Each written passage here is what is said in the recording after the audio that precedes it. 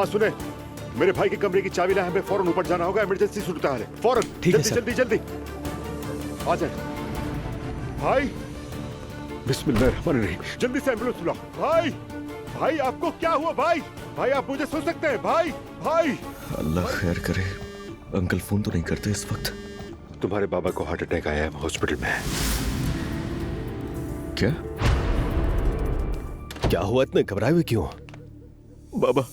बिस्मिल्लाहिर्रहमानिर्रहीम, क्या हुआ है बाबा को? बाबा को हार्ट अटैक हुआ।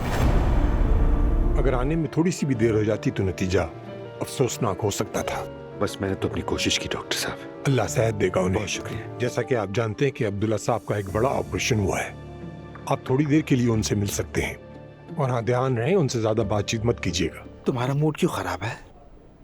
मेरे बाबा को दिल का दौरा पड़ा है रमीज। ये क्या कह रही हो? वो ठीक है, लेकिन जाहिर है हम सब बहुत डर गए थे। तो तुम यहाँ पे क्यों आई हो? क्या तुम्हें घर पर नहीं होना चाहिए था इस वक्त? नहीं नहीं, मैं अब ठीक हूँ।